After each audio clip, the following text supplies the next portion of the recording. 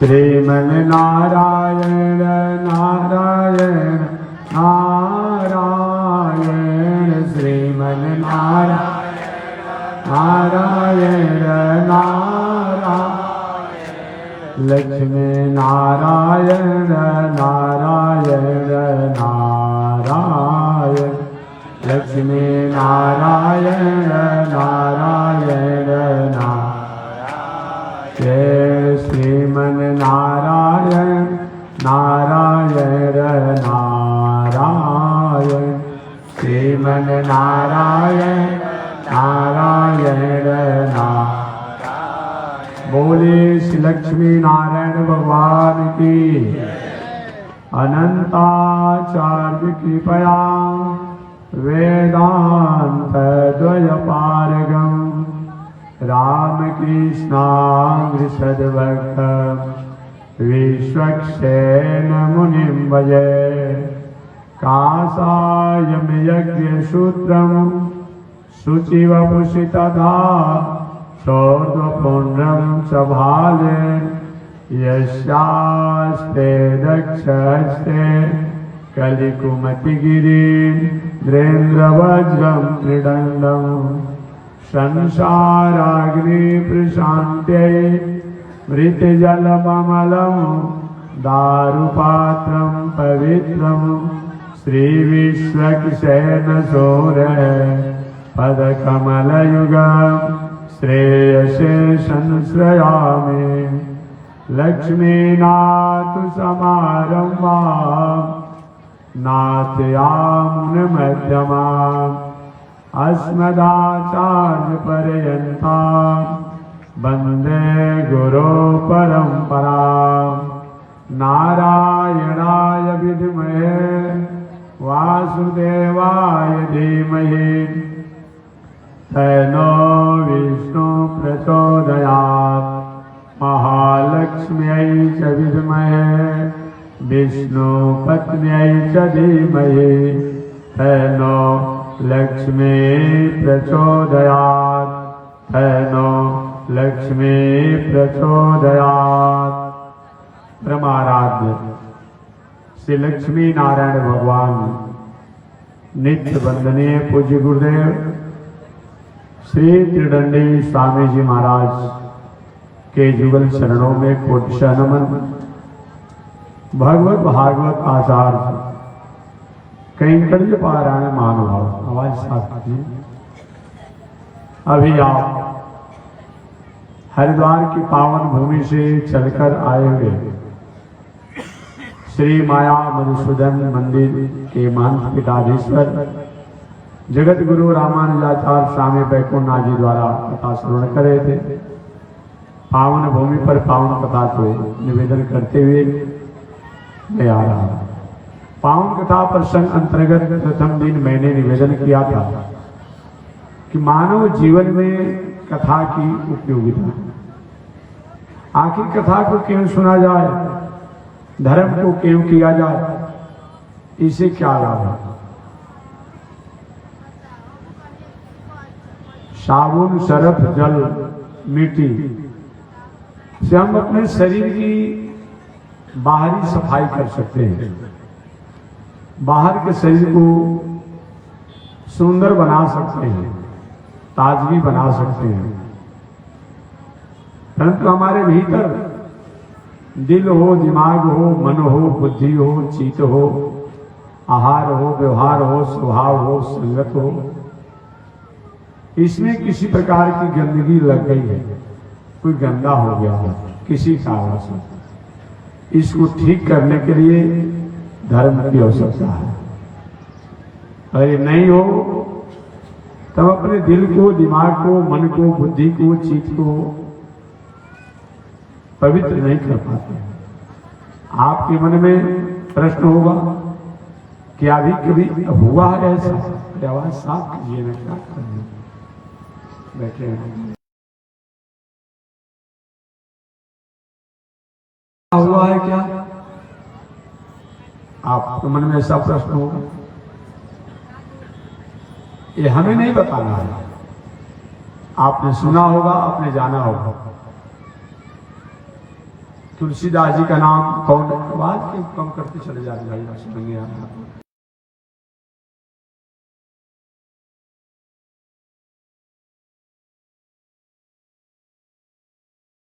होगा तुलसीदास जी किस प्रकार से अपनी पत्नी के स्नेह में थे, ये बात हम नहीं बताएंगे, आप सुनिए।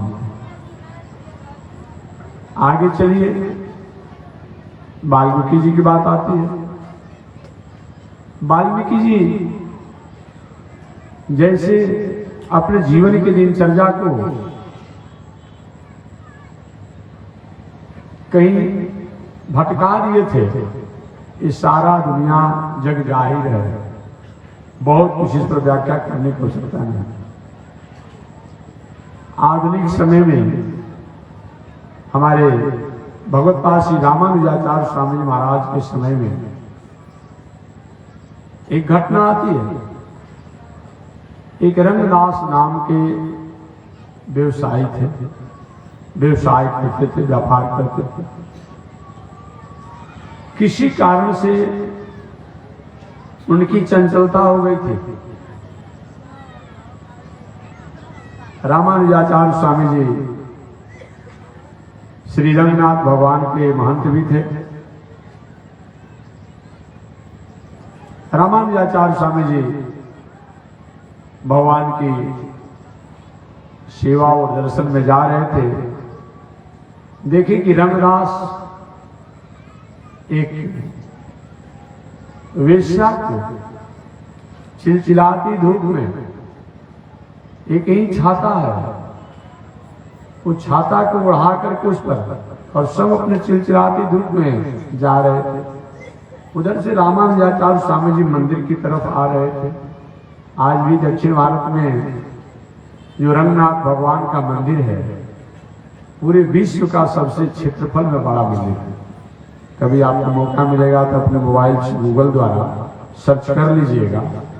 पूरे विश्व में 7 मील के क्षेत्रफल में रंगनाथ भगवान का मंदिर आज भी है। जैसे हम लोग का ये बांस का जाली घेरा गया है, ऐसे रंगनाथ भगवान का मंदिर जो है 7 परकोटा है, लगभग 7 मील में पूरा उसका क्षेत्रफल है। एक नगर ही बसा हुआ है उस मंदिर के चारों तरफ। दक्षिण भारत के तमिलनाडु प्रदेश के त्रिची डिस्ट्रिक्ट में है, जो कि तिरुचिरापल्ली के नाम से जाना जाता है। आज भी है, कावेरी नदी के तट पर है। वही रंगनाथ भगवान है। ये रंगनाथ भगवान के बारे में आप मानस में हमेशा इस उक्तियों को पढ़ते रहते हैं कि बार बार बर मांग हूँ, हर सुदेव श्री रंग, पद सरोज अनपायनी, अभक्ति सदा सत्संग। वही रंगनाथ भगवान है। इस रंगनाथ भगवान को लेकर के विभीषण जी लंकापुरी जा रहे थे। जब विभीषण जी अयोध्या में आए थे, उत्सव महोत्सव के समापन के बाद भगवान श्री राम विभीषण जी को विदाई करने लगे। विभीषण जी ने कहा कि मैं अयोध्या छोड़कर कहीं नहीं जाऊंगा। भगवान ने कहा आप तो कहते कि मैं आपका राज तिलक दे करके मैं लौट जाऊंगा, और अभी आप करें मैं नहीं जाऊंगा। लंकापुरी का राजभार संभाल लिया कि नहीं प्रभु, अगर जाने की बात करते हैं तो आपको भी मुझे साथ चलना पड़ेगा। भगवान ने कहा मेरे पर अयोध्या का बहुत बड़ा भार है, मैं नहीं जा पाऊंगा। और दूसरा कोई बात कही है तो विभीषण जी कि आप जब नहीं चलेंगे तो आपके चलने से जैसी आनंद की अनुभूति होती है वही आनंद की अनुभूति हमें हो, ऐसा कोई स्थिति हमारे साथ होना चाहिए। भगवान ने कहा आप मांगिए क्या मांगना चाहते हैं। तब विभीषण जी कही जब आप नहीं चलेंगे तो अपना रंगनाथ भगवान को दे दीजिए। जो इक्ष्वाकुओं के, जो सूर्यवंशियों के प्रधान भगवान थे रंगनाथ भगवान, वो रंगनाथ भगवान है शांताकारम भुजग शयनम पद्मनाभम सुरेशम विश्वाधारम। जो भगवान हाथ पर सिर रखे हुए हैं, लेटे हुए हैं, लक्ष्मी जी सेवा कर रही है और परिकर लोग पहारा दे रहे हैं, वही रंगनाथ भगवान शांताकार भुजग शयनम। हम लोग साधारण रात में सोते समय कोई एक बिना बीस वाला सर्प भी कहीं दिखाई पड़ जाए अचानक रात्रि में, कहीं लाइट प्रकाश का अभाव हो और उस रात नींद नहीं लगती है, कहाँ चला गया, किधर चला गया, कैसे चला गया, कब लौट कर आ जाएगा, भले वो डोर ही सांप क्यों नहीं हो, समझ लीजिएगा विषधर की बात अलग है। लेकिन भगवान शांताकारम भुजग शयनम विषधर विषैले सर्प पर शयन करते हैं। मानो हम और आपको उपदेश देते हैं कि ये दुनिया में रहने वाले लोग अगर मेरी तुम शरणागति करते हो, मुझको तुम जानते हो, मुझको अपनाओगे, स्वीकार करोगे, तो सर्प जो है काल का सूचक है, मृत्यु का सूचक है। इसलिए एक काल तो काल है, एक सर्प भी काल का सूचक है। ऐसे काल के लिए आपको कुछ करना नहीं पड़ेगा। मेरे भय से प्रकृति और प्रकृति प्राणी सब भयभीत रहते हैं, मैं सब उसका निस्तरण और निवारण करूंगा। वही भगवान सर्प पर शयन किए हुए शांताकारम। ये भी सो करके बताना चाहते हैं, देखो मैं अपने सिर पर अपने हाथ पर सिर रख करके सोया हूं कि अगर कहीं तुम्हारे द्वारा जान अनजान में कोई चूक हो गया, कोई भूल हो गया, कोई गलती हो गई तो मैं सोया हूं और नींद में नहीं सोया हूं, शयन किया हूं, विश्राम की स्थिति में है। लक्ष्मी चरणों को दबा रही है, मैं तुम्हें माफ कर दूंगा। कब? जब मेरे शरणों में आओगे तब। माम एकम शरणम ब्रज, ये शरणागति मंत्र है, शरण मंत्र है। हमारे श्री वैष्णव आचार्य 3 मंत्रों को जो देते हैं लोग, उसमें से एक तो नारायण मंत्र मूल मंत्र है, अष्टाक्षर मंत्र है। यह अष्टाक्षर मंत्र द्वारा अष्टा प्रकृति को हम इसी मुक्त होने के लिए हमें संदेश प्राप्त होता है। वह भगवान जो चारों वेदों के मंथन करने के बाद जो नारायण मंत्र प्राप्त हुआ है, वही नारायण मंत्र जिसको लोग प्रपत्ति मंत्र कहते हैं। दूसरा अनुसंधान मंत्र श्रीमन नारायण शरणम इत्यादि अनुसंधान का मंत्र है।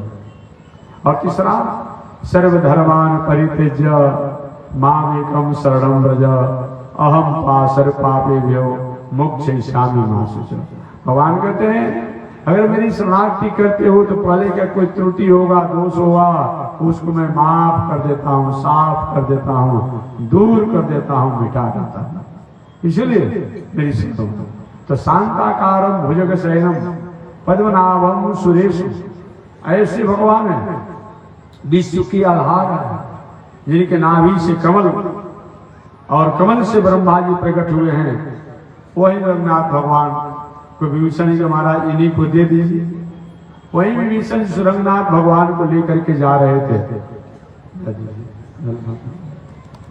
माला लगा वही रंगनाथ भगवान को लेकर के विभीषण जी जा रहे थे। कावेरी नदी के पावन तट पर जब पहुंचे तो रंगनाथ भगवान ने कहा मैंने पहले से कावेरी को वरदान दिया है कि मैं तुम्हारे तट पर तुम्हारे गोद में रहूंगा। वही रंगनाथ भगवान कावेरी के तट पर आज हैं जहां के हमारे श्री रामानुजाचार्य स्वामी जी महाराज महंत। एक बात और मैं कहूंगा, ये सब आप लोग को भी सर्च करने का जानने की जरूरत है। हमारा आपका शरीर साल 2 साल अगर ऐसे रह जाए तो शरीर में से बदबू आ जाती है तो शरीर ही गल जाता है। व्यावहारिक बात जान लेना, जैसे लाश को आप रख देंगे तो क्या होगा, शरीर गल जाता है, या तो ऊपर से भले कुछ सुंदर हो लेकिन भीतर से गल जाता है, या तो किसी केमिकल में डाला जाता है तो उसका एक आकार प्रकार अलग हो जाता है। श्री रामानुजाचार्य स्वामी महाराज लगभग 900 वर्ष तो हो ही गया होगा, क्योंकि 120 वर्ष तो वह संसार में रहे, लगभग 900 वर्ष हो गया होगा। 900 वर्षों से रामानुजाचार्य स्वामी जी का शरीर को, मूर्ति नहीं है, शरीर को उसी तरह से रंगनाथ भगवान के मंदिर के बगल में उनका भी अपने आप है, जैसे समाधि किसी को दिया जाता, समाधि जमीन में नीचे नहीं दिया गया है, उसी तरह से रखा गया है। आज भी कभी सर्च करेंगे तो आपको अनुभव होगा कि श्री रामानुजाचार्य के कब शरीर त्याग किए और उस शरीर को किस तरीका से, कौन सा केमिकल या क्या कैसे करके रखा गया। कुछ नहीं, चंदन कपूर घी लगा करके अपने आप साल में 2 बार लगाया जाता है और आज भी वह शरीर 900 वर्षों का 900 वर्षों का पड़ा हुआ है।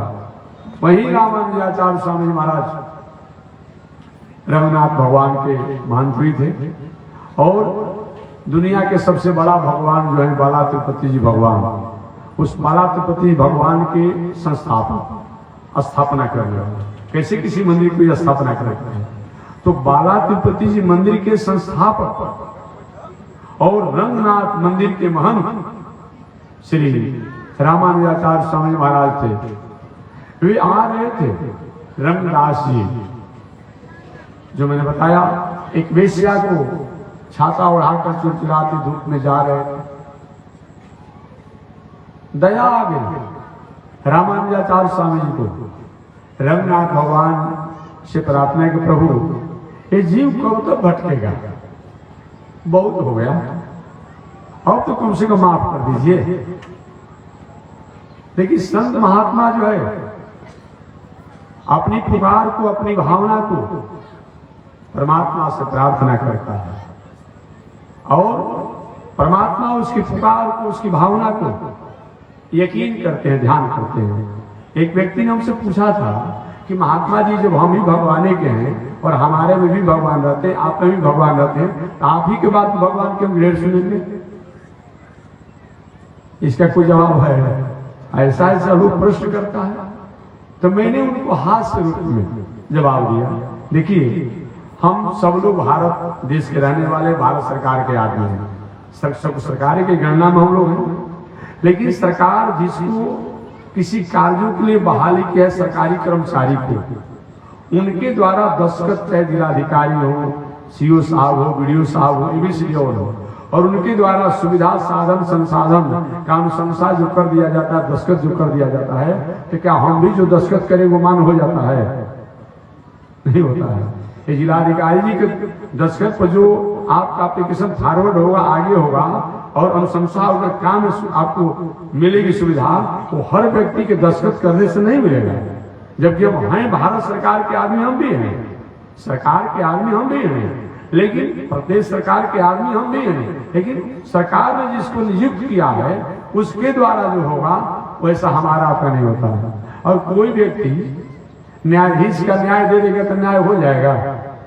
सरकार ने जिसको न्यायाधीश बनाया है उनके द्वारा न्याय, अगर न्याय होता है मान होता है। कोई व्यक्ति केस लिख देगा तो क्या मान होगा? लेकिन थाना अध्यक्ष जी जो लिखेंगे वही मान होता है। ठीक वही बात है, आप भी भगवान के, हम भी भगवान के, हमारे भी भगवान हैं, आप भी भगवान हैं, परंतु जो भगवान के साथ भगवान की स्थिति में रहता है वो भगवान का, उसका वो व्यक्ति कर्मचारी होता है भगवान का। तो हम लोग विशेष कर्मचारी हैं, आप भी हैं, लेकिन हम लोग विशेष कर्मचारी, हम केवल अपनी बात नहीं कर रहे हैं, मैंने संत महात्मा जो होते हैं, साधक जो होते हैं, ये भगवान के विशेष कर्मचारी होते हैं, और तो उनकी प्रार्थना को भगवान को सुनने के लिए बाध्य होना पड़ता है। रामानुजाचार्य स्वामी जी ने भगवान से प्रार्थना किया, प्रभु ये जीव कब तक भटकेगा, कृपा कीजिए, बहुत भटकाव हो गया इसका, अब ऐसा ना हो। शायद रामानुजाचार्य स्वामी जी की भावना को, बातों को भगवान रंगनाथ ने सुन लिया। उधर से लौट करके आए, रामानुजाचार्य स्वामी जी कहे कि रंगदास कहाँ जा रहे हैं? कहे क्या आपको दिखाई नहीं पड़ता है कहाँ जा रहे हैं? अरे वेश्यावृत्ति में था, ये भाषा क्या कर सकते हैं, आपको दिखाई नहीं पड़ रहा है? मैं अपनी प्रेयसी को लेकर के जा रहा हूं, कि इसे क्या तुमको मिलता है? कि ये बहुत अपूर्व सुंदरी है, मैं इसे एक संसारी, अपनी एक व्यवहारिक दिनचर्या में रहता हूं। रामानुजाचार्य स्वामी ने किसी अगर सुंदर तुम्हें दृश्य दिखा दूंगा तो क्या करोगे? कि तुम इसको मैं छोड़ दूंगा। रामानुजाचार्य स्वामी से बस कुछ काम बन सकता है कि चलो मेरे साथ। वही रामानुजाचार्य स्वामी जी अगले दिन रंगनाथ भगवान के सामने ले गए और प्रार्थना की, प्रभु कृपा किया जाए। वह रंगदास हैरान हो गए, अपूर्व सुंदर स्वरूप को लेकर के केतु चाम मांस मज्जा हड्डी खून पीप से बना हुआ शरीर है, इसमें क्या रखा हुआ है? और वो हमेशा हमेशा के लिए रंगनाथ जो थे वो अब रंग बताया गया है कि रंगदास बन गए, हमेशा के लिए संत बन गए, महात्मा बन गए, उस विषय को त्याग दिया। तो यही कथा करती है, यही सत्संग करता है, यही धर्म करता है। एक दक्षिण भारत के बिल्लो मंगल का नाम आपने सुना होगा। बिल्लो मंगल भी आसक्ति में बहुत जुड़े हुए थे, मर्यादा संस्कृति को त्याग करके संसारी असौहार्द, असमरसता, असहृदता के पुजारी बन गए थे।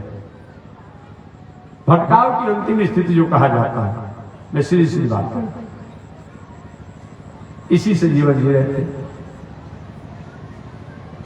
एक बार संत महात्माओं की टोली जा रहे थे, अचानक देखे कि ये बिल्लो मंगल ऐसे भटकाव में जी रहे हैं। संतों ने कहा क्या कर रहे हो? महाराज मैं कर नहीं रहा हूं, जो जैसा मैं हूं वैसा मैं कर रहा हूं। अच्छा, हम लोग के साथ चलोगे? हम लोग वृंदावन की यात्रा कर रहे हैं। महाराज मैं चलता तो जरूर, लेकिन अभी मेरी स्थिति नहीं है। ठीक है, संत महात्मा आगे बढ़ गए।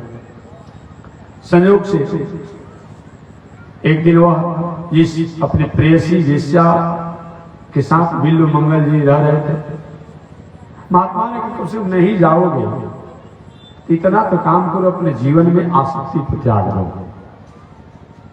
जिस आसक्ति के कारण, इस मोह के कारण तुम फंसे हुए, इसको त्याग दो। देखिए, घर को त्यागना ये बहुत बड़ी बात नहीं है, पत्नी परिवार को त्यागना ये बहुत बड़ी बात नहीं है। चाहे घर हो, पत्नी हो, जो मेरा है मैं ही हूं, इसकी भावना को अगर हम त्याग देते हैं तो हम घर में रहकर के विज्ञानी बन सकते हैं, साधक बन सकते हैं, पुजारी बन सकते हैं, हम सज्जन पुरुष बन सकते हैं, भगवान के भक्त बन सकते हैं। भगवान कभी नहीं कहते हैं कि सब लोग घर द्वार छोड़ करके लाल कपड़ा पहनकर दाढ़ी मूछ बढ़ाकर घूमते रहिए कमंडल लेकर के, कभी भगवान नहीं कहते हैं। श्रीमद् भगवत गीता में भगवान श्री कृष्ण ने अर्जुन से स्पष्ट कहा, अर्जुन कुरु कर्मत्व, कर्म करो। तुम सन्यासी हो, तुम जोगी हो। आदमी के महाराज विवाह शादी में सन्यासी मत बनाइए, हमें जो है वही रहने दीजिए। भगवान ने कहा मैं सन्यासी नहीं बना रहा हूं, तुम कर्म तो करो, लेकिन उस कर्म के फल को मुझको अर्पण करके अगर कर्म करते हो तो अब कर्म ही तुम्हारे लिए संन्यास युग हो जाता है। कर्म को करेंगे हम और उसके फल को अर्पण करेंगे परमात्मा को, तो कर्म ही वह संन्यास योग हो जाता है। इसलिए श्रीमद् भगवत गीता में सन्यासी के बारे में परिभाषा बताया गया है, काम्यानाम कर्मणानाम न्यासः संन्यासः कवयो विदुः। काम कर्मों को त्याग करना, कर्म का कभी कोई त्याग नहीं कर सकता है, कर्म का कभी कोई भी त्याग नहीं कर सकता है, लेकिन हम कर्म जो करें उसमें कामना को त्याग कर अगर कर्म करते हैं तो संन्यास हो जाता है। व्यवहारिक रूप में हमेशा मैं कहता हूं, बेटा को पढ़ाइए लिखाइए, बाल बच्चों को पढ़ाइए लिखाइए, नाती पोता को पढ़ाइए लिखाइए, लेकिन ये मन में कभी कामना मत कीजिए कि बेटा नाती पोता कहीं पढ़ लिख कर बड़ा आदमी बन जाएगा तो हमको ही बुढ़ापा में जहां नौकरी करेगा वहां ले जाएगा। एक कामना को छोड़ करके आपका जब तक सामर्थ्य हो, परिवार बाल बच्चों समाज को पढ़ाइए लिखाइए, बड़े करिए, पलित कीजिए, पुष्पित कीजिए। अगर कामना लेकर करेंगे और उसके अनुरूप अगर परिवार नहीं निकलेगा तो मन में आ होगा। बेटा को पढ़ा लिखा बड़ा आदमी बनाए थे कि चलो समाज में मेरी प्रतिष्ठा बढ़ेगी, डॉक्टर बन जाएगा, इंजीनियर बन जाएगा, अमुक बन जाएगा। विवाह शादी के अवसर पर पीला कपड़ा पहनेंगे, पीला मुरेठा बांधेंगे और उधर से सब हिसाब किताब करके आ गया। कैसा स्थिति होती है, कैसी स्थिति होती है, सारा प्रतिष्ठा पर पानी फिर गया। इसलिए कर्म तो हम करेंगे, बेटा को पढ़ा लिखा कर ठीक कीजिए। बहुत ऐसी घटनाएं आती है, इकलौता बेटा माता पिता का, आज ये ही विवाह शादी हुआ जिस माता पिता ने सारा अपनी स्थिति और संपत्ति लगाकर, सब कुछ एनर्जी लगा करके बेटा को पढ़ा लिखा कर सब कुछ किया। अब विवाह होने के बाद पत्नी कहती है जी माता पिता को छोड़िए, बाहर मिलकर हमको चलिए। अब माता पिता को छोड़कर घूम रहा है, तो आप सेवा कीजिए, पढ़ाइए लिखाइए, लेकिन एक कभी कामना मत कीजिए ये भी मेरे लिए सहायक होगा, साथी होगा। ऐसा त्याग करके अगर कर्म किया जाता है तो सन्यास है। धोती कुर्ता में भी आप सन्यासी है, पैजामा कुर्ता में भी आप सन्यासी है, स्त्री पुरुष के रूप में भी आप सन्यासी है। ये मैं नहीं कहता हूं, श्रीमद् भगवत गीता में भगवान श्री कृष्ण ने अर्जुन को यही उपदेश दिया। अर्जुन के पूछने पर कि सन्यास धर्म का है तो भगवान ने कहा काम्यानाम कर्मणानाम न्यासः संन्यासः कवयो विदुः। ये विद्वानों ने, कवियों ने यही सन्यास की परिभाषा बताया है कि कर्म करते हुए कर्म की फल का त्याग करना ये सन्यास। योग का मतलब अपने जीवन की दिनचर्या को, अपने जीवन की व्यवहार को ईश्वर से, परमात्मा से, धर्म से जोड़कर किया जाता है तो हमारा व्यवहार जो है वह योग हो जाता है, कर्म जो है योग हो जाता है। एक और व्यवहारिक उदाहरण देकर आगे मैं प्रवेश करूंगा कथा में। एक बार एक संत जा रहे थे, कुछ ही आगे बढ़े होंगे, एक मंदिर का निर्माण हो रहा था। अलग अलग जगहों पर मजदूरी कार्य कर रहे थे, काम कर रहे थे।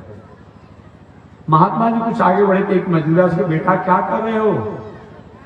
उसने कहा आपको दिखाई नहीं पड़ता है, आंख नहीं आपको है क्या मैं कर रहा हूं? क्या आगे बढ़िए, क्या कर रहे हो?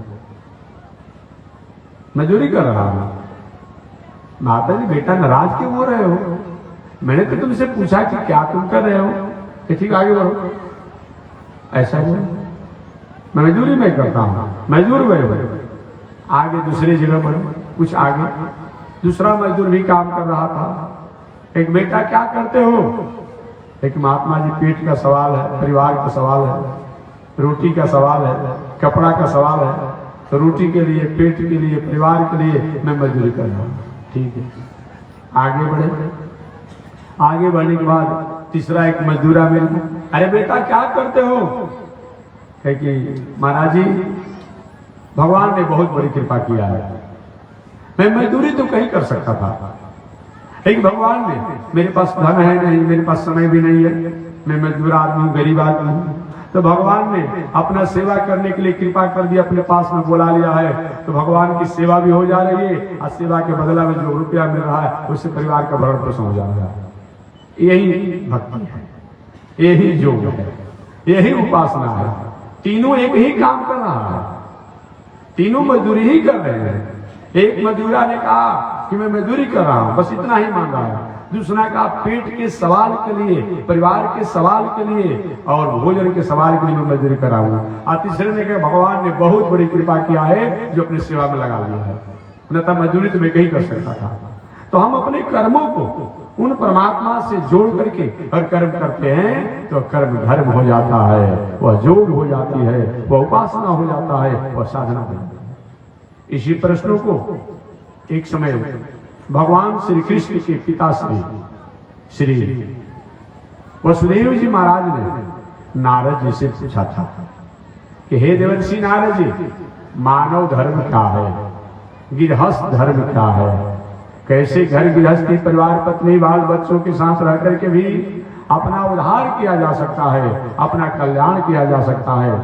तो ही नारद जी महाराज ने श्री वसुदेव जी से कहा था, हे वसुदेव जी, एक सूत्र है जीवन में, उस सूत्र को अगर जीवन में उतारा जाए तो हर कर्म जो है, हर व्यवहार जो है हमारा योग हो जाता है, वह साधना हो जाती है, आराधना हो जाती है। वसुदेव जी का वह कौन सा सूत्र है? तो नारद जी ने एक सूत्र बताया, कायेन वाचा मनसेन्द्रियैर्वा बोध्यात्मना वा नुसृत स्वभावात् करोमि यद्यत् सकलं परस्मै नारायणाय समर्पयेत्। कायेन वाचा, अपने शरीर द्वारा, वाणी द्वारा, इंद्रियों द्वारा, इंद्रियों के स्वभाव द्वारा, आत्मा द्वारा, आत्मा के स्वभाव द्वारा जो कर्म किया जाए, वो कर्म को ईश्वर को अर्पण करके, ईश्वर की भावना करके, वो वस्तु व्यवस्था व्यवहार को जीवन के दिनचर्या में उपयोग किया जाए तो वह कर्म, वह व्यवहार और साधना आराधना हो जाती है। बिल्वमंगल उस वेश्या की स्थितियों में चंचल हो गए थे, कैसे सुधार किया जाए। ये सब कथा मैं क्यों सुना रहा हूं? मैं इसलिए सुना रहा हूं कि कथा, सत्संग और धर्म से क्या लाभ है, इसके लिए मैं सुना रहा हूं। ये जो भी घटनाएं आपको सुनाया, पौराणिक कथाएं मैं सुना रहा हूं, आधुनिक लोक कथाएं मैं सुना रहा हूं, इसीलिए सुना रहा हूं। क्या लाभ है और लाभ तो बाद में व्यवहारिक में बताऊंगा, लेकिन मैं एक आध्यात्मिक लाभ में बता रहा हूं। वह बिल्वमंगल उस वेश्या की ही स्थिति में डूबे हुए थे। महात्मा लोग पुनः दूसरी बार महात्मा लोग उसी मार्ग से जा रहे थे। कुछ लोग होते हैं संयम तो करना चाहते हैं लेकिन संयम हो नहीं पाता है। बहुत से ऐसे लोग हैं नहीं चाहते कि हम शराब पिए, मांस खाएं, जुआ खेलें इत्यादि, लेकिन जब जहां होती है और जब ताव आ जाता है तो बाद में विचार करेंगे, हो जाता है। ऐसे बहुत से लोग हैं, नहीं करने पर उनके द्वारा कभी कभी हो जाता है, स्वाभाविक। बिल्वमंगल से महात्माओं ने कहा कि देखो, तुम परमात्मा की छवि को ध्यान करो हर जगह, जो भी स्त्री हो, पुरुष हो, बालक हो, वृद्ध हो, सभी भगवान के एक स्वरूप को ध्यान करो और ध्यान करो, एक दिन तुम्हारी चंचलता मिट जाएगी। ठीक है महाराज जी। वही बिल्वमंगल उस स्थिति से रहने लगे। ठीक है, आदमी तो नेत्र होता नहीं है, उसने दुनिया को तो देखा नहीं है, दुनिया के चाहे रसिक चीज हो, श्रृंगारिक चीज हो, देखा नहीं है, तो उसको तो कामना में नहीं रहना चाहिए। तो ऐसा नहीं कभी होता है क्या? बहुत नेत्र नहीं है लेकिन कामना में काम रत है, तो केवल नेत्र के द्वारा हम काम प्राप्त करें ऐसी बात नहीं है। बहुत से अनेक उदाहरण है, मैंने एक उदाहरण मैंने व्यवहारिक दे दिया। जब तक से अपने मन को, अपने बुद्धि को, अपने चित्त को, अपने विवेक को हम कहीं शांत नहीं कर पाते हैं, निरोध नहीं कर पाते हैं, संयम नहीं कर पाते हैं, रोक नहीं पाते हैं, तब तक इंद्रियों का संयम करने से बहुत दिनों तक संयम नहीं हो पाता है। जैसे अभी छठ बीता नहीं, बहुत लोग दिन भर में 3 हाली खाने वाले मछली मांस, छठ आने वाला है, बेचारा किसी तरह से रोक राक करके 3 दिन रहा। एक दिन खर आओ से एक दिन पहले आ छठ दिन चौथा 4-5 दिन मान लीजिए, 4-5 दिन पहले और 4-5 दिन बाद में। अब देखिए कम से कम छठ करने वाले जितने लोग हैं उतने लोग शराब, ताड़ी, मछली, मांस, दारू ये छोड़ देते। हर साल जो व्रत करने वाले हैं तो सारा दुनिया शाकाहारी और शुद्ध बन जाता, लेकिन रोज हर साल छठ करेगा, कुछ दिन संयम रहेगा, आज जब भी छठ मिलता है वही पुरानी आदत शुरू हो जाती है। ये कौन सा धर्म है जी? ये क्या है? आपने कुछ दिनों तो संयम किया, ऐसा क्यों होता है? ये मन ही के कारण तो होता है, बुद्धि के कारण तो होता है, विवेक ही के कारण होता है। मन संयम नहीं है, बुद्धि संयम नहीं है, विवेक संयम नहीं है, इसलिए हो जाता है। इसलिए निवेदन किया गया है, बुरी आदत सुधार लो बस हो गया भजन, अब मन की तरंग मार लो बस हो गया भजन। जब तक से मन की तरंगों को, मन के लहरों को हम संयम नहीं कर पाते हैं, नियंत्रण नहीं कर पाते हैं, तब तक सब कुछ करने के बाद भी हमारा जीवन की दिनचर्या भजन जो है अधूरा ही रह जाता है। अतः कायेन वाचा मनसेन्द्रियैर्वा बोध्यात्मना वा निश्चित स्वभावात् करोमि यद्यत् सकलं परस्मै नारायणाय समर्पयेत्। कायेन वाचा, मन से, वाणी से, शरीर से, इंद्रियों से और इंद्रियों के स्वभाव से अपने जो कर्म है और कर्म के फल है वो परमात्मा को अर्पण करें। बिल्व मंगल जी अपने नेत्रों को श्रीफल के कांटों से चुभा लिए, अंधे हो गए, असह्य वेदना हो रही है। मार्ग में कोई भोजन दे देता पा लेते, कोई नहीं देता इसी तरह रह जाते, अब अंधे हो गए हैं। संतों की टोली जा रही थी यात्रा में, संतों की आवाज सुने, भाई आप लोग कौन है? बोलो संत महात्मा। कहाँ जा रहे हैं? बोलो तीर्थ करते हुए जा रहे हैं। अच्छा तो कहाँ जा रहे हैं? वृंदावन की यात्रा में जा रहे हैं, हमको भी ले चलिए। संतों को दया आ गई कि चलो भाई को श्रद्धा है, सूरदास है, इनको भी ले लिया जाता। और उनको भी एक डंडा पकड़वा दिए संत लोग, इसको पकड़ करके हम लोग के साथ ही चलिए। वही चलने लगे, जाते जाते वृंदावन से कुछ ही दूरी पहले थे। अब भाई जो ऐसा व्यक्ति है तो केवल ले चलना थोड़ी बात है, उसको स्नान कराना पड़ेगा, भोजन कराना पड़ेगा, शौच इत्यादि कराना पड़ेगा, शुद्धि कराना पड़ेगा, लंगोटी पहनाना पड़ेगा, लंगोटी साफ करना, सब काम करना पड़ेगा ना। संत महात्मा मानवता के नाते सेवा तो करते रहे, कहते ऐसे करते हैं तो हमारा साधना तो कम हो जा रही है। और वृंदावन से कुछ ही नजदीक थे, अचानक उन संतों ने क्या किया, उनको छोड़ दिया। महाराज अब मेरे बस की बात नहीं है, अब आप आते रहिएगा। और छोड़ दिया लोगों ने, संत आगे बढ़ गए। बेचारे 1-2 दिनों तक बिल्व मंगल जी कुछ निर्जन स्थानों पर पड़े रहे। भगवान कहते हैं कि अगर जीव मेरे भरोसे हो जाता है तो मैं कहीं न कहीं उपाय करता हूं, जो गच्छेमं वहाम्यहम्। भगवान सोचे कि अब इसकी हो चुकी परीक्षा, जो इसके द्वारा चंचलता किया गया था इंद्रियों द्वारा, इसका मार्जन हो गया, इसका समापन हो गया, इसके पापों का उन्मूलन हो गया, इसके पाप दूर हो गए।